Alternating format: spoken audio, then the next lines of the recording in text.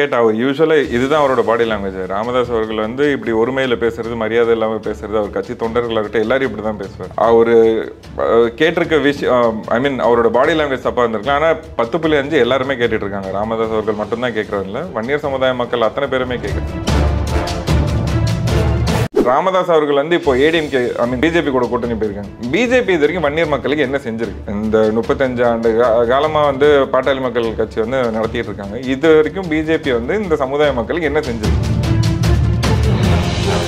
இவர் கேட்கிற இடத்துல இவருக்கு அந்த அதிகாரம் இருக்கா? இவர் கேட்கறதுக்கான ஒழுக்கத்துல இவர் இருக்காரா? 25 மக்கள் என் மக்கள் வந்து உயிர் நீத்திருக்காங்க இந்த சமுதாயத்துக்காக, துப்பாக்கி சூடு பட்டு இறந்துருக்காங்க. அந்த 25 மக்களுக்கு இது வரைக்கும் ராமதாஸ் அவர்கள் என்ன கீழ்ச்சாரு?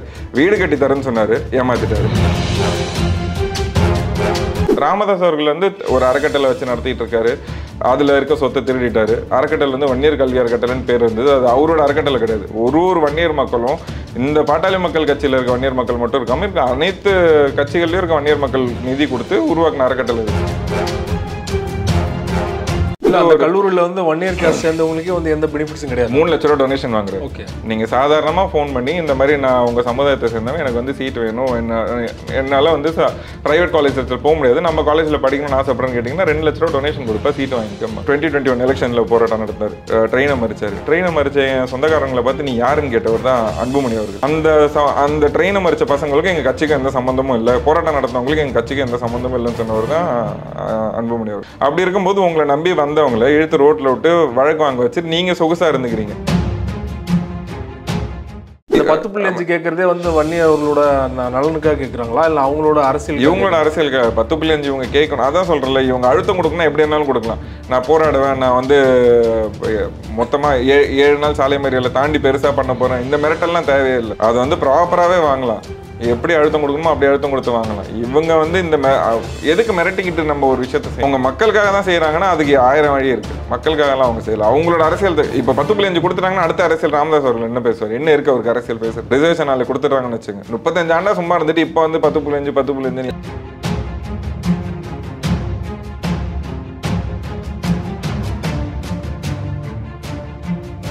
ஆகாயம் வாய்ஸ் நேயர்களுக்கு வணக்கம். இன்றைக்கு நம்மோடு நேர்காணலுக்காக காடுவெட்டி மனோஜ் அவர்கள் நம்மோடு இருந்திருக்கிறார். அவரோடு பேசலாம். வணக்கம். வணக்கம். எப்படி இருக்கீங்க? நல்லா இருக்கு. சமீபத்தில் ராமதாஸ் அவர்களுடைய 86வது பிறந்தநாள் விழாவில் அவர் பேசும்போது முதல்வர் மு.க. ஸ்டாலின் அவர்கள் வந்து ரொம்ப ஒருமையில் பேசினது, ஜாதி ரீதியில் பேசினது தான் வந்து விமர்சனத்துக்குள்ளாக இருக்குது. நீங்களும் அந்த வீடியோவை பார்த்துருப்பீங்க. இடஒதுக்கீடு குறித்து பேசும்போது நான் அவங்ககிட்ட வந்து கெஞ்சணுமா, அவமானமாக இருக்குது அப்படிங்கிற துணியில் பேசியிருக்காரு இல்லையா? அவரோட ஸ்பீச்சை நீங்கள் கேட்டிருப்பீங்க. உங்களுக்கு இன்னும் ஸ்பீச்சை கேட்டால் அவர் யூஸ்வலாக இதுதான் அவரோட பாடி லாங்குவேஜ். ராமதாஸ் அவர்கள் வந்து இப்படி ஒருமையில் பேசுறது, மரியாதை இல்லாமல் பேசுறது, அவர் கட்சி தொண்டர்களாகட்டும் எல்லாரும் இப்படி தான் பேசுவார். அவர் கேட்டிருக்க விஷயம், ஐ மீன் அவரோட பாடி லாங்குவேஜ் தப்பாக இருந்திருக்கலாம். ஆனால் 10.5 எல்லாருமே கேட்டுட்டு இருக்காங்க. ராமதாஸ் அவர்கள் மட்டும்தான் கேட்கறது இல்லை, வன்னியர் சமுதாய மக்கள் அத்தனை பேருமே கேட்கும். இதுக்கு பதில் சொல்ல வேண்டியது வந்து திமுகவில் வந்து வன்னியர்கள் இருக்கு, திமுக அமைச்சர் இருக்காங்க, அவங்களும் இதே அடையாள அரசியல் வச்சு தான் அமைச்சர்கள் ஆயிருக்காங்க, எம்எல்ஏ ஆயிருக்காங்க, வன்னியர் எம்எல்ஏ இருக்காங்க, அமைச்சர்கள் இருக்காங்க. அவங்க இப்போ ஒரு கட்சி தலைவர் பார்த்தீங்கன்னா அந்த கட்சி நிர்வாகிகளுக்கும் கட்சி பொறுப்பாளர் எம்எல்ஏ அவங்க எல்லாருக்கும் ஒரு தந்தை ஸ்தானத்தில் இருக்கு. அவங்க எப்படி ராமதாஸ் அவர்கள் வந்து கிட்டத்தட்ட இவங்க எல்லாரோட தந்தையை திட்டினாங்க, அதுக்கு இவங்க தான் பதில் சொல்லணும். அவங்க ஏன் அமைதியாக இருக்காங்க? திமுகவில் இருக்க வன்னியர் எம்எல்ஏவோ அமைச்சர்களோ இருக்கட்டும், அவங்க வந்து 10.5க்கும் குரல் கொடுக்க மாட்டேன்றாங்க. ராமதாஸ் அவர்கள் பேசுனதுக்கும் எதுவும் பேச மாட்டேன்றாங்க. இது மௌனமாக இருந்து என்ன பண்ண போறாங்கன்றது எனக்கு புரியல. அவங்க கேட்க வேண்டிய கேள்வி இது எல்லாமே. ஏன் மௌனமாக இருக்காங்க நீங்க நினைக்கிறீங்க? கேட்க மாட்டேன்றாங்க. எல்லாருக்கும் வன்னியர், நான் ஆக்சுவலாக திமுக பற்றி மட்டும் பேசல, எந்த கட்சி வேணாலும் எடுத்துங்களேன், அந்த கட்சியில் இருக்க வன்னியர் அமைச்சர்கள் எம்எல்ஏ எல்லாருமே வந்து என்ன பண்றாங்கன்னா வன்னியரோட ஓட்டு தேவை, ஆனால் வன்னியர் மக்களுக்கு எந்த குரலும் கொடுக்க மாட்டேன்றாங்க. திமுக அமைச்சர் சிவசங்கரன் வந்து வெளிப்படையாக சொல்லியிருந்தாரு 10.5 இப்போவே வந்து கல்வி வேலை வாய்ப்புல வந்து 13%. எந்த டேட்டா வச்சு சொல்றாரு அவர்? 13%. இப்போ 10 ஃபார் எக்ஸாம்பிள் குரூப் 1 ஆஃபீஸர் ஒரு 10 பேர் போஸ்டிங் கூப்பிடுறாங்கன்னா 20% ரிசர்வேஷன் 18% இருக்கு. 2 போஸ்டிங் வரும். அந்த 2 போஸ்டிங்ல 108 சமுதாயத்தில் இருக்க மற்ற மக்களுக்கு வந்து அந்த 2 போஸ்டிங் போயிடுது. வன்னியர் மக்களுக்கு எங்கேயுமே கிடைக்கிறது. எத்தனை குரூப் 1 ஆஃபீஸர்ஸ் வன்னியர்லாம் இருக்காங்க? மேக்ஸிமம் பார்த்தா விஓவில் இருக்காங்க. ஒரு 4 பேர் விஓவில் செலக்ட் ஆகிறாங்க வருஷம். ஒரு போலீஸில் ஒரு 10 பேர், எஸ்ஏ எக்ஸாமில் இந்த கான்ஸ்டபிள் எக்ஸாமில் இதில் ஒரு 10 பேர் செலக்ட் ஆகிறாங்க. குரூப் 1 ஆஃபீஸர்ஸாவோ இல்லை குரூப் 2 ஆஃபீஸர்ஸாவோ இல்லை வந்து கிரேட் ஏ ரேங்கிங்கில் வந்து யாருமே கிடையாது. சிவசங்கர் அண்ணா சொல்றாருன்னா எந்த டேட்டா வச்சு சொல்றாருன்னு எனக்கு தெரியல. டேட்டா இருந்தா கொடுத்தா நாங்களும் கொஞ்சம் சந்தோஷமா தான் இருப்போம். ஏன்னா மருத்துவ படிப்புல சொல்லியிருப்பாருன்னு நினைக்கிறேன். மருத்துவ படிப்புல தான் அந்த டேட்டா ஏதோ வெளியிட்ட மாதிரி. மருத்துவ படிப்புல வந்து 2016 இது வச்சு சொல்லியிருந்தாங்க. ஒரு அண்ணன் மட்டும் சொல்லி, இதுக்கு மட்டும் நிறைய பேர் சொல்லியிருந்தாங்க. ஆனா வந்து படிப்புக்குள்ள போறாங்க, அதுக்கு அடுத்தது வந்து வேலை வாய்ப்புல எந்த அளவுக்கு அது ப்ராஃபிட்டபிளா இருக்குன்னு தான் நான் கேட்கிறேன். ஏன்னா சர்வீஸ் எக்ஸாம்ஸ்ல எங்கேயுமே ரெக்கார்டட்ல வந்து கிடையவே கிடையாது. 1 இயர் மக்கள் வந்து அதிகமா பரீட்சையில தேர்வுப்பட்டு உள்ள வந்து வேலை வாய்ப்புல இன்னும் போகல. அப்படி போகாதப்போ இந்த டேட்டா வச்சு பேசாமல் அந்த டேட்டா வச்சு ரிசர்வேஷன் கொடுத்துடலாமே. இப்போ ராமதாஸ் அவர்கள் என்ன கேட்குறாரு, 10.5 நீங்கள் கொடுக்கலன்னா மத்திய அமைச்சர் நீங்கள் வந்து சென்ட்ரல் கவர்மெண்ட்டை பேசுறீங்க. நானுமே வந்து ஐயா ஸ்டாலின் அவர்களை பார்த்து 4 முறை மனு கொடுத்ததுக்கு ஐயா சொன்னது என்ன சொன்னாங்கன்னா, நாங்கள் பண்ணித்தரோம் அப்படின்னு தான் சொன்னாங்க. இப்போ ஃபார் எக்ஸாம்பிள் வந்து பீகார் கவர்மெண்ட் இருக்காங்க. பீகார் கவர்மெண்ட்ல வந்து சென்செக்ஸ் ரிப்போர்ட் எடுத்து ஸ்டேட் கவர்மெண்ட் எடுத்துச்சு. அதே மாதிரி இங்கே சென்செக்ஸ் ரிப்போர்ட் எடுக்கலாம்ல. சென்செக்ஸ் எடுக்கிறது வேற, சர்வே எடுக்கிறது வேற.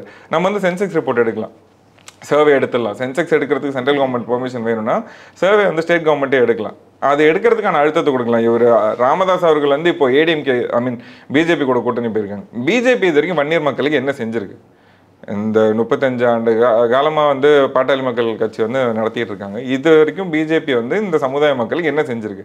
பிஜேபியில் வந்து ஒரு நாடார் சமுதாயத்தை சேர்ந்தவங்க தலைவராக இருந்திருக்காங்க, ஆளுநராக இருக்காங்க. நேற்று கூட ஒரு ஆளுநர் போட்டாங்க. கொங்கு சமுதாயத்தை சேர்ந்தவங்க தலைவராக இருக்காங்க, ஆளுநராக இருந்திருக்காங்க. ஒடுக்கப்பட்ட மக்கள்லேருந்து ஒருத்தர் மத்திய அமைச்சராக கூட இருக்காங்க. இந்த மாதிரி எல்லா சமுதாயத்துலேருந்துமே ஒரு தலைவர், ஆளுநர் எல்லாருமே போட்டிருக்காங்க. ஆனால் 1 இயர் மக்களில் ஒரே ஒரு டம்மி போஸ்ட் ஓபிசிக்கு தலைவராக அண்ணன் சாய் சுரேஷ் அண்ணன் அவர்களை வந்து போட்டிருக்காங்க. ஒன்றுமே பண்ணல. பிஜேபியோட ஐடியாலஜியே பார்த்தீங்கன்னா அவங்க வந்து இந்த மாதிரி எப்படி சொல்கிறது, அண்ணாமலை அவர் வந்து அவரோட நடப்பயணத்தில் சொன்னது என்ன சொன்னார்னா, ஜாதிவாரி கணக்கெடுப்பு எடுத்தால் தமிழ்நாட்டில் கலவரம் வரும்னு சொன்னார். சமூக நீதிக்கு எதிர்ப்பாக இருக்க ஒரு கட்சி கூட எப்படி வந்து ராமதாஸ் அவர்கள் வந்து கூட்டணி வச்சார்? அந்த கூட்டணி வச்சுட்டு இப்போ இவர் யார் வந்து ஐயா ஸ்டாலின் அவர்களை பார்த்து இந்த கேள்வி கேட்கறதுக்கு? ஐயா ஸ்டாலின் அவர்களை இவர் பார்த்து கேள்வி கேட்குறாரு. அந்த கேள்வியில் எந்த தப்பும் இல்லை. 10.5 எங்களுக்கு வேணுன்றது எங்களோட உரிமை, நாங்கள் கேட்குறோம். அதை வந்து நான் குறை சொல்ல. இவர் கேட்குற இடத்துல இவருக்கு அந்த அதிகாரம் இருக்கா? இவர் கேட்கறதுக்கான ஒழுக்கத்தில் இவர் இருக்காரா? 25 மக்கள் என் மக்கள் வந்து உயிர் நீத்திருக்காங்க இந்த சமுதாயத்துக்காக, துப்பாக்கி சூடு பட்டு இறந்துருக்காங்க. அந்த 25 மக்களுக்கு இது வரைக்கும் ராமதாஸ் அவர்கள் என்ன கிழிச்சாரு? வீடு கட்டி தரேன்னு சொன்னார், ஏமாத்திட்டாரு. கலைஞர் அவர்கள் வந்து முதலமைச்சராக இருக்கும்போது நிதி கொடுத்தார், இழப்பீடு கொடுத்துருந்தாங்க. 1 லட்ச ரூபாய் 3 லட்ச ரூபாய் நிதி இழப்பீடு கொடுத்துருந்தாங்க. அதை ராமதாஸ் அவர்கள் நான் வாங்கிட்டு 10 வருஷத்தில் இரட்டி பண்ணி தரேன்னு சொல்லி ராமதாஸ் அவர்கள் அன்னைக்கு அந்த நிதியை கலெக்ட் பண்ணார். இது வரைக்குமே அந்த மக்களுக்கு எதுவுமே கொடுக்கல. அதேமாதிரி இன்னி வரைக்கும் பென்ஷன் கொடுக்கறது கவர்மெண்ட் தான் கொடுக்குது. ராமதாஸ் அவர்கள் வந்து ஒரு அறக்கட்டளை வச்சு நடத்திட்டு இருக்காரு. அதில் இருக்க சொத்தை திருடிட்டாரு. அறக்கட்டளை வந்து 1 இயர் கல்வி அறக்கட்டளைன்னு பேர் இருந்தது. அது அவரோட அறக்கட்டளை கிடையாது. ஒரு 1 இயர் மக்களும் இந்த பாட்டாளி மக்கள் கட்சியில் இருக்க 1 இயர் மக்கள் மட்டும் இருக்காம இருக்க அனைத்து கட்சிகள்லயும் இருக்க 1 இயர் மக்கள் நிதி கொடுத்து உருவாக்கின அறக்கட்டளை இது. 1 இயர் கல்வி அறக்கட்டளைன்னு இருந்தது. இன்னைக்கு அவர் மனைவியார் துணைவியார் பேர்ல வந்து சரஸ்வதி கல்வி அறக்கட்டளைன்னு பேரை மாத்திட்டாரு. இருந்த சொத்து தேடி பேக்கெட்ல வச்சுக்கிட்டாரு.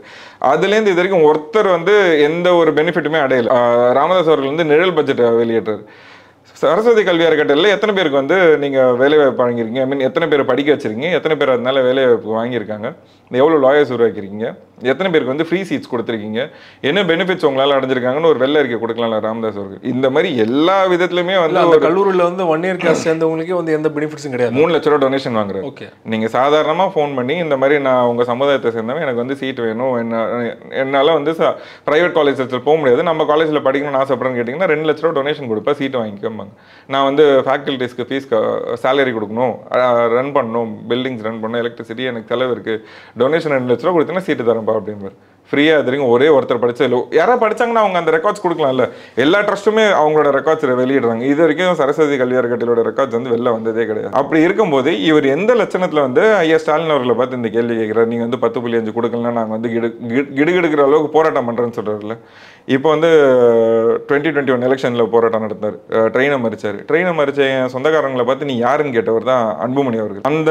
அந்த ட்ரெயினை மறிச்ச பசங்களுக்கு எங்கள் கட்சிக்கு எந்த சம்மந்தமும் இல்லை, போராட்டம் நடத்தினவங்களுக்கு எங்கள் கட்சிக்கு எந்த சம்மந்தமும் இல்லைன்னு சொன்னவர் தான் அன்புமணி அவர்கள். அப்படி இருக்கும்போது உங்களை நம்பி வந்தவங்களை இழுத்து ரோட்டில் விட்டு வழக்கு வாங்க வச்சு நீங்கள் சொகுசாக இருந்துக்கிறீங்க. நீங்கள் உங்களுக்கு தேவையான பொட்டியை வாங்கிக்கிறீங்க, உங்கள் பையனுக்கு தேவையான அமைச்சர் பதவியை வாங்கிக்கிறீங்க. 21 நடந்த போராட்டத்துக்கு இன்னும் கேஸ் போயிட்டு இருக்கு. அதுல இருந்தவன் எந்த வேலை வாய்ப்புக்கும் எந்த ஒரு கவர்மெண்ட் எக்ஸாமுக்கும் போக முடியாது இல்லை. அப்புறம் ரிசர்வேஷன் வாங்கி கொடுத்த மட்டும் அவன் எந்த வேலைக்கு போகிறான்?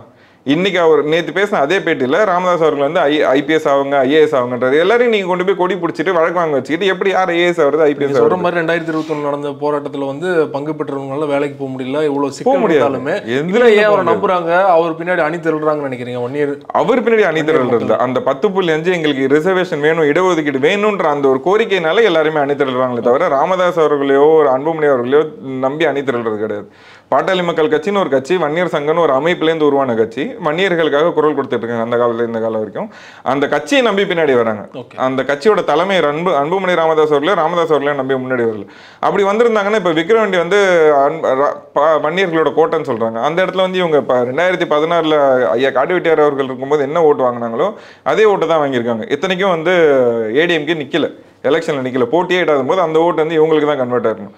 அப்படி இருக்கும்போது அந்த ஓட்டு திமுகவுக்கும் மற்ற கட்சிகளுக்கும் ஓட்டு ஸ்கேட்டர் ஆயிடுச்சு. இப்படி இருக்கும்போது எதை நம்பி நீங்க சொல்றீங்க? எதிர்பார்த்தாங்களோ அதிகமான ஓட் பெர்சன்டேஜ் வரும். ஆமா, அதிகமான ஓட் பெர்சன்டேஜ் வந்து கிட்டத்தட்ட ஜெயிச்சிருன்ற அளவுக்குலாம் எதிர்பார்த்தாங்க, அவங்க வரவே இல்லையே. அப்படி இருக்கும்போது நீங்க எப்படி சொல்றீங்க வந்து எப்படி வந்து ராமதாஸ் அவர்கள் பின்னாடி அணி திரள்றாங்கன்னா? அவங்க பின்னாடி அணி திரள 10 எங்களுக்கு இடஒதுக்கீடு வேணும், நாங்க வந்து 35 ஆண்டு காலமா எங்களுக்கு அவங்க நம்பி வராங்க. அன்புமணி ராமதாஸ் அவர்கள் நம்பலனாலுமே கட்சியை வந்து அவங்க கையில தானே இருக்குது, அவங்க நினைச்சதானே கட்சியில் நடத்த முடியுது. அவங்க மீறி கட்சியில் எதுவும் பண்ண முடியும்னு நினைக்கிறீங்களா? அவங்கள மீறி கட்சியில் வந்து ஐயா காடுவெட்டியார் இருக்கவங்களும் நடத்திட்டு இருந்தார். அவருக்கு என்ன தேவை, மக்களுக்கு என்ன தேவையோ, இந்த சமுதாயத்துக்கு என்ன தேவையோ 25 குடும்பங்களுக்கு வந்து மாதந்தோறும் அவர் செலவு பார்த்துட்டு இருந்தார். அவங்க வந்து அவங்களுக்கான நீட்ஸ் வந்து சாட்டிஸ்ஃபை பண்ணிட்டு இருந்தார். அவர் மறைவுக்கு அப்புறம் இப்போ இவங்களால என்ன பண்ண முடியுது? அவர் இருக்கும்போது ஒரு வருடாதோறும் மாநாடு நடந்தது. 2018 காடுவெட்டியார் அவர்கள் மறைஞ்சாரு. இன்னி வரைக்கும் இவங்களால ஒரு பொதுக்குழு கூட போட்ட முடியல. மகளிர் அணி மாநாடு அனௌன்ஸ் பண்ணாங்க, கேன்சல் பண்ணாங்க. இளைஞர் அணி மாநாடு அனௌன்ஸ் பண்ணாங்க, கேன்சல் பண்ணாங்க. சித்திரை மாநாடு அனௌன்ஸ் பண்ணாங்க, கேன்சல் பண்ணாங்க. ஒரு வென்யூ கூட சூஸ் பண்ணி இவங்களால நடத்துறதுக்கு இவங்களுக்கு அந்த தகுதி இல்லைல்ல. இவங்களால எதுவுமே பண்ண முடியாது. மக்களை ஏமாத்துறாங்க. என்கிட்ட ஓட்டு இருக்குன்னு சொல்லிட்டு எல்லா கட்சிக்கிட்டையும் பேரம் பேசிட்டு பொட்டி வாங்குறது மட்டும்தான் பண்றாங்களே தவிர இந்த மக்களுக்கு என்ன நல்லது பண்ணிருக்காங்க? இவங்க வச்சு ஒரு தவறான கூட்டணி. அன்புமணி அவர்கள் மீதோ குற்றச்சாட்டு வைக்கிறவங்க எல்லாரும் சொல்றது அந்த 25 குடும்பங்களுக்கு வந்து ஒண்ணுமே செய்யல. ஏன்னா அவங்களோட அது வந்து ஒரு குடும்பத்துல 25 பேரை படுக்க வைக்கிறதோ, அவங்களுக்கு வந்து ஒரு வேலை வாய்ப்பு வாங்கி கொடுக்குறதோ, இதெல்லாம் பெரிய விஷயம் இல்லை, பெரிய அமௌண்ட் செலவாகுது இல்லையா? அவங்க பண்ணிட்டு அவங்க ஃபேமிலி ஸ்டேபிள் ஆயிடும். அவங்க ஃபேமிலில இருந்து ஒருத்தர் வந்து இந்த சமுதாயத்துக்கு ரெப்ரசன்டேட்டிவ் வந்துட்டா போட்டியா வந்துருவாங்க நினைக்கிறேன். போட்டியா வந்துருவாங்கல்ல. அவங்களுக்கு வந்து நீங்க ஏன் கட்சியில வந்து அன்புமணி அவர்கள் மட்டும்தான் இருக்காருன்னு இளைஞர் அணி தலைவர் கொடுத்தீங்க, இன்னைக்கு தலைவர் கொடுத்துட்டீங்க, இதுக்கு முன்னாடி ராஜ்சபா மினிஸ்ட்ரி கொடுத்தீங்க, MP ஆக்கி மினிஸ்டர் ஆக்குனீங்க, இப்போ MLA சீட்டும் அவருக்கு தான் தரீங்க, தோத்தா MP சீட்டும் அவருக்கு தான் தரீங்க. அந்த 25 குடும்பத்துல இந்த யாருக்கோ ஒருத்தருக்கு ஒரு கவுன்சிலர் சீட் வாங்கி கொடுக்கலாம்ல. ஃபேமிலி ஸ்டேபிள் ஆகி அவங்களால அவங்க ஃபேமிலியை பார்த்துக்க முடியுது. சமுதாயத்துக்காக வந்து இறங்கினா இப்போ எனக்கு அந்த குடும்பத்துல இருந்து ஒருத்தரை நான் பேசுறேன். என் குடும்பத்துல இந்த சமுதாயத்துக்காக உயிர் விட்ட ஒருத்தரை விட ராமதாஸ் அவர்களுக்கும் அன்புமணி அவர்களுக்கும் என்ன கிரெடிபிலிட்டி இருக்கு இந்த சமுதாயத்தை தூக்கி பிடிக்கிறதுக்கு? நான் என் சந்ததியில் ஒருத்தங்க வந்து இறந்துருக்காங்க, நான் வந்து உங்களுக்காக நிக்கிறேன்னு சொல்ற அந்த ஒரு வெயிட்டேஜ் எப்படி இருக்கு? அன்புமணி அவர்கள் வந்து பின்னாடி சொகுசா வந்து ஆடி கார்ல நின்றுட்டு இந்த போராட்டத்தை நான் தான் தலைமை தாங்கன்னு சொல்லி இப்போ 2021 நடந்த போராட்டத்தை பண்ணாரு. இதுதான் வித்தியாசம். இதை அவர் எதிர்பார்க்க மாட்டார், இதை வந்து விரும்ப மாட்டார். அவர் யார் வளர்றதுமே வந்து அன்புமணி அவர்கள் விரும்ப மாட்டார். அப்படி விரும்பி இருந்தாருன்னா இந்நேரம் வந்து MP எலெக்ஷன்ல வந்து மினிமம் ஒரு 4 தொகுதியிலேயே தான் அவங்க வந்து வெற்றி பெற்றிருக்கணும். ஏன் வரல? வட தமிழகத்துல தான் நின்னாங்க, 2ஆம் இடம் கூட வரல, நிறைய இடத்துல 3வது இடத்துல தான் இருந்தாங்க. அப்படி இருக்க ஒரு நிலைமை சொற்ப ஓட்டுல தோத்தாங்க. ஸோ அது வந்து அவங்க ஒரு ஃபீமேல் கேண்டிடேட்ன்றதுனாலே இந்த கட்சியோட ஒரு முக்கிய பங்குல இருக்காங்க. அவங்களோட மகள் எல்லாருமே வந்து பிரச்சாரம் பண்ணாங்க. தர்மபுரியில் அவங்க சொற்ப ஓட்டில் தோத்தாங்கன்னு சொல்றீங்க. ஆனால் தர்மபுரியில் அவங்க தோத்தது வந்து வன்னியர் மக்களோட ஓட்டுனால தானே தோத்தாங்க. வன்னியர் மக்கள் அவங்களுக்கு ஓட்டு போடாதனால தானே தோத்தாங்க. தர்மபுரியும் வந்து கிட்டத்தட்ட வன்னியர் மக்கள் அடர்த்தியா இருக்க ஒரு பகுதி தான். ஏன் அங்கே வந்து அவங்க தோல்வி அடைஞ்சாங்க? அவங்க ஜெயிச்சு தானே இருக்கணும். ஆக்சுவலாக பார்த்தா சௌமியா அன்புமணி இன்னைக்கு ஜெயிச்சா அவங்க MP-யா இருந்திருக்கணும். ஆனால் தோல்வியை தானே பார்த்தாங்க அவங்க. அதுக்கு காரணம் வந்து அன்புமணி அவர்களும் ராமதாஸ் அவர்களும் தான். அவங்க செஞ்ச அரசியல் இத்தனை நாளாக வந்து அவங்க பின்பற்றிட்டு, ஏன்னா ராமதாஸ் அவர்கள் இந்த சமுதாயத்துக்கு எவ்வளோ செஞ்சிருக்காரு, போராடி இருக்காரு, நான் இல்லைன்னா சொல்ல, அதை நான் எதுவுமே மறுக்கல. என்னைக்கு அன்புமணி அவர்கள் கட்சிக்குள்ளே வந்தாரோ அதுலேருந்து அவர் வந்து தடம் மாறி போயிட்டார். பையனுக்காக அரசியல் நடத்துறது, பணத்துக்காக அரசியல் நடத்துறதுன்னு போயிட்டாங்க. இன்னைக்கு வந்து நான் கெடுக்கிற அளவுக்கு போராட்டம் பண்ணணும். 35 ஆண்டுகளாக மாறி மாறி கூட்டணி வச்சுங்க. உங்கள் கூட்டணி வச்ச எத்தனையோ கட்சிகள் வந்து ரூலிங் பார்ட்டியாக இருந்திருக்காங்க. அப்போ வந்து இதை கேட்டு வாங்கி இருந்திருக்கலாமே. 35 ஆண்டோ தூங்கிட்டு இருந்தார் அன்புமணி அவர்கள். இல்லை ராமதாஸ் ஐயா அவர்கள் வந்து என்ன பண்ணிட்டு இருந்தார்? ஏதாவது ஒன்று பண்ணியிருந்துருக்கலாம், அன்னைக்கு பண்ணியிருக்கலாம். இப்போ வந்து நீங்கள் போராட்டமே பண்ண வேணாம்னு நான் சொல்ல. நான் என்ன சொல்கிறேன், நீங்கள் இளைஞர்களை விடுங்க, என் சொந்தக்காரங்களை கூட்டு வந்து ரோட்டில் நிறுத்த தேவையில்ல. நீங்கள் உங்கள் பையன் இந்த சமுதாயத்தை வச்சு லாபம் அடைஞ்ச ஒரே குடும்பம்னு பார்த்தீங்கன்னா ராமதாஸ் அவர்கள். ஒட்டுமொத்த குடும்பம் வந்து உண்ணாவிரதம் இருக்கட்டும், ரோட்டில் உட்காந்துருக்க சொல்லுங்கள். இதுக்கப்புறம் அவங்க சம்பாதிக்க வேண்டியது ஏதாவது இருக்கா? இல்லை சொகுசாக அனுபவிக்க வேண்டியது எதாவது இருக்கா? எனக்கு என் சமுதாயத்துக்கு நீதி கிடைக்கிற வரைக்கும் நான் ரோட்டில் உண்ணாவிரதம் இருக்குன்னு சொல்லிட்டு ஃபேமிலியாக உட்காருங்க. என்ன உங்களுக்கு இல்லை இழக்கிறதுக்கு? இதுக்கு மேலே என்ன எழுதுறீங்க? இதுக்கு மேலே ஜெயிலுக்கு போகிறதுனால என்ன ஆகிட போகுது? ஏதாவது புதுசாக நீங்கள் பார்க்க வேண்டியது. சௌமியா அன்புமணி அவர்களுக்காக அவருடைய மகள்கள்லாம் வந்து பிரச்சாரம் பண்ணாங்க இல்லையா? ஒருவேளை வந்து ராமதாஸ் அவர்கள் சொல்கிற மாதிரி கிடுக்கிடுக்கிற அளவில் போராட்டம் பண்ணனா அவருடைய மகள்கள்லாம் கலந்துப்பாங்கன்னு நினைக்கிறீங்களா? அதை நம்ம பொறுத்து இருந்து தான் பார்க்கணும். கலந்துக்கிட்டாங்கன்னா பெரிய விஷயம் தான். கலந்துக்க விட மாட்டார், கலந்துக்க மாட்டாங்க. எப்படி அவங்க ஜெயிலில் இருக்கிறது இவர் எப்படி பார்த்து ரசிப்பாரா? எப்படி இருந்தாலும் ஒரு நாள் அரெஸ்ட் பண்ணுவாங்க. ஐ மீன் அன்னைக்கு கவர்மெண்ட்டை எதிர்த்து போராட்டம் பண்ணும்போது அரெஸ்ட் பண்ணி ஒன்று மண்டபத்தில் வைப்பாங்க, இல்லை ஜெயிலில் வைப்பாங்க. ஒரு 24 hours எப்படி இருந்தாலும் ரிமாண்டில் இருக்கணும். இல்லை கேஸ்னு ஒன்று வரும். அதெல்லாம் எப்படி அவர் வந்து மற்றவங்களுக்குனா யார் வேணாலும் கேஸ் இன்னி வரைக்கும் கேஸ் நடந்துக்கிட்டு தான் இருக்குது. 21 நடந்த கேஸ் இவங்க வந்து கவர்மெண்ட்டில் ப்ளீட் பண்ணுறாங்க. எவ்வளோ இவங்க வந்து இப்போது பிஜேபியோட கூட்டணியில் இருக்காங்க. இவங்க சொன்னால் வந்து இதுக்கு முன்னாடிலாம் வந்து ராமதாஸ் ஐயா வந்து நான் சொன்னால் ஸ்டாலின் தம்பி வந்து கேட்டுப்பாருன்றவங்கலாம் பேசினவர் தான். அன்றைக்கி போய் இந்த போராட்டத்தில் நடந்த கேஸ் இது ஏதாவது குவாஷ் பண்ணுங்கள், என் சமுதாய மக்கள் வந்து கஷ்டத்தில் இருக்காங்க, அவங்க வந்து வேலை வாய்ப்புக்கு போகணும் அப்படின்னு சொல்லி ஏதாவது பேசிக்கலாம். அதெல்லாம் எதுவுமே பண்ணதில்லையே. 87 காலங்கள்லேருந்து இன்றைக்கி வரைக்கும் நடந்த அத்தனை போராட்டத்தில் இருக்க கேஸுமே அந்த எங்கள் சொந்தக்காரங்க நாங்களே தான் கேஸை பார்த்துக்கிட்டோம். காடி வெட்டியார் அவர்கள் இருக்கும்போது அவர் கேஸ் எடுத்து நடத்திட்டு இருந்தார். இன்றைக்கி அவங்க வச்சிருக்க ஒரு டப்பா வக்கீல் ஒருத்தர் வச்சிருக்காங்க, பாலு வக்கீல்னு. அவர் கேஸ் பார்க்குறாரு. அவர் கேஸ் ஒரு சாதாரண பெயில் பெட்டிஷன் போடுறதுக்கு 30,000 சார்ஜ் பண்ணுறாரு. என் மக்கள் வந்து ரொம்ப பின்தங்கிய நிலையில் இருக்கவங்கள்ட்ட நீங்கள் 200 ரூபாய் செலவு பண்ணி பெயில் வாங்குற இடத்துல 30,000 சார்ஜ் பண்ணீங்கன்னா அவன் என்னதான் பண்ணுவான்? இந்த நிலைமையில தான் இந்த சமுதாயத்தை காசு கொடுத்து தான் ஒன்றும் பண்ண மாட்டாங்க. கட்சி சார்பாலாம் யாருக்குமே பெயில் எடுத்ததில்லை. எல்லாம் சொந்த சொத்து செலவு எல்லாத்தையும் விற்று தான் எல்லாம் பெயில் எடுத்துட்டு இருக்காங்க. இது வரைக்குமே கட்சி சார்பாலாம் யாரே வந்து சொல்லுங்க, நான் தவறாக சொல்லி தான் நான் வந்து மன்னிப்பு கேட்டுக்கேன். யாருக்குமே இது வரைக்கும் கட்சி சார்பாலாம் பெயில் எடுத்ததில்லை. அவங்கவுங்க சொந்த செலவில் அந்த மாவட்ட செயலாளர் வேணால் வந்து அவர் அவருக்கு இருக்க மரியாதை போயிடும்ல, அவர் செலவு பண்ணி பெயில் எடுத்தால் உண்டு. கட்சி சார்பாலாம் எந்த தலைமையிலேருந்து வந்து நாங்கள் இந்த கேஸை பார்த்துக்கிறோம்லாம் எந்த பெயிலுமே எடுத்ததில்லை. இவங்க வச்சிருக்க கூட்டணியே பாருங்களேன். இப்போ பிஜேபி கூட இவங்க கூட்டணி போனதுக்கான காரணம் என்ன? இன்னைக்கு வந்து அண்டம் கெடுக்கிற அளவுக்கு போராட்டம் பண்ணுறாரு. இத்தனை நாள் அமைதியாக இருந்துட்டார். இப்போ இதுக்கு பண்ண வேண்டியது பிஜேபியால் இன்னும் 10 எலெக்ஷன் பார்த்தாலும் தமிழ்நாட்டில் ஆட்சி பிடிக்க முடியாது. நம்ம மக்களோட மனநிலை அந்த நிலைமையில தான் இருக்குது. அப்படி இருக்கும்போது அவங்களோட பாஸ்ட் ஹிஸ்ட்ரி பார்த்தீங்கன்னா பீகாரில் ஆட்சி பிடிக்க முடியலங்கும் போது பீகாரை உடைச்சாங்க. சத்தீஸ்கரில் ஜார்க்கண்டில் ஆட்சி பிடிக்கணும், மத்திய பிரதேசில் ஆட்சி பிடிக்க முடியலன்னு அந்த மாநிலத்தையும் உடைச்சாங்க. மத்திய பிரதேசில் ஆட்சி பிடிக்க முடியலன்னு அந்த மாதிரி உடைச்சாங்க. அதே தான் இப்போ இங்கேயும் பண்ணுவாங்க. இவர் வச்சு உங்கள் பையனை நாங்கள் சிஎம் ஆக்குறோம் ஒரு தொகுதியை, நீங்கள் வந்து தனி மாநில கோரிக்கை எடுக்கிறதுக்காக தான் இவர் இந்த போராட்டம்னு ஒரு விஷயத்தை அறிவிச்சிருக்காரு. இதை வந்து எல்லாரும் புரிஞ்சுக்கிட்டு ஐயா என்ன பண்ணுறாரு, ராமதாஸ் அவர்கள் வந்து எப்படி ஒரு போராட்டம் பண்ண போகிறாரா, இல்லை உண்மையிலே 10.5 தான் கேட்குறாரான்றதை ஐயா ஸ்டாலின் அவர்கள் தான் பார்த்து முடிவு பண்ணணும். இவர் ஆக்சுவலாக பார்த்தா இவரோட ரோல் வந்து பிஜேபி சொல்கிறது கேட்டு தனி மாநில கோரிக்கை எடுக்கிறதா தான் இவர் பண்ணிட்டு இருக்காரு. எனக்கு தெரிஞ்ச விஷயத்த நான் சொல்கிறேன், எனக்கு காதுக்கு வந்த விஷயம். கொஞ்ச நாளைக்கு முன்னாடி கூட பேசும்போது ராமதாஸ் அவர்கள் வந்து ஒரு 10,000 பேர் உள்ளாத ஜாதி, அந்த ஜாதியை வந்து நம்மளாம் ஆள் நினைக்கிறதா அப்படின்னு வந்து மறைமுகமாக இசைவேளாளர் ஸ்டாலின் அவர்கள் குடும்பத்தை பற்றி தான் பேசியிருந்தார். அந்த ஜாதியை குறித்து பேசியிருந்தார். இப்போ அதே மாதிரி தான் அதே துணியில தான் பேசியிருந்தார். இல்லையா, அவமானமாக இருக்குது, எனக்கு வெக்கமாக இருக்குது அப்படின்னு வெக்கமாக இருக்குன்னு பேசியிருந்தாரு. அந்த இது ஜாதி ரீதியில் வெக்கமாக இருக்குன்னு பேசுகிறவர் இவர் பையனுக்கு வந்து இதே அலங்கேர் அவர்கள் தான் இவர் பையனுக்கு வந்து ஹெல்த் மினிஸ்ட்ரி வந்து பிச்சை போட்டார். அப்படி பார்த்தா அப்போ இவங்க அப்போ வெக்கமே இல்லாமல் எப்படி போய் வாங்கினாங்க? இடஒதுக்கீடு கொடுத்தப்ப திண்டிவனத்தில் வச்சு மிகப்பெரிய அளவில் வரவேற்புலாம் கொடுத்தாரு. கலைஞர் அவர்களுக்கு. ஆமாம், அதெல்லாம் எப்படி பண்ணாரு? வெக்கமாக இருக்குன்னா இது எதுவுமே பண்ணியிருக்க கூடாது. இதே ஐயா எடப்பாடி அவர்களை பார்த்து தான் டயர் நிற்கின்னு சொன்னாங்க. அவங்க காலில் விழுந்து தான் இவர் வந்து எம்எல்ஏ எலெக்ஷனுக்கு கூட்டணி போனார். அது எப்படி போனார்? ராஜ்யசபா வாங்கினாங்க. அதெல்லாம் இவங்களுக்கு கிடைக்கணும்னா என்ன வேணாலும் பண்ணுவாங்க. யார் காலில் வேணாலும் விழுவாங்க, என்ன வேணாலும் பண்ணுவாங்க. அவங்களுக்கு கிடைக்கலங்கும் போது அவங்களை வந்து கொச்சப்படுத்தி பேசுறதுலாம் ராமதாஸ் அவர்களுக்கு வந்து கை வந்த கலை. இப்போது இந்த எலெக்ஷன் இப்போ 2024 நடந்த எம்பி எலெக்ஷன்லேயே பார்த்தீங்கன்னா ஓட் பர்சன்டேஜ் வந்து பாமகக்கு குறைஞ்சிருச்சு. மிக குறைவான அளவில் தான் ஓட் பர்சன்டேஜ் வாங்கியிருக்காங்க. நிறைய இடத்துல 3வது இடம் போயிட்டாங்க. ஏடிஎம்கேக்கு வந்து அந்த ஓட் பர்சன்டேஜ் போயிருக்கு. 10.5 கொடுத்துருக்காங்கன்ற அந்த மைலேஜ். என்னதான் எடப்பாடியை வந்து இந்த எலெக்ஷனில் எதுவுமே பேசல, 10.5 பற்றி ஒரு வார்த்தை கூட அவர் பேசல. ஆனால் ஏடிஎம்கேக்கு ஓட் போயிருக்கு. திமுகக்கு வந்து போன 2021 எலெக்ஷனை விட இந்த எலெக்ஷனில் ஆவரேஜாக பார்த்தீங்கன்னா 5% கம்மியாக தான் இருக்குது. என்னதான் கம்மியானாலும் அந்த ஓட்டு வந்து பாமகக்கு போல.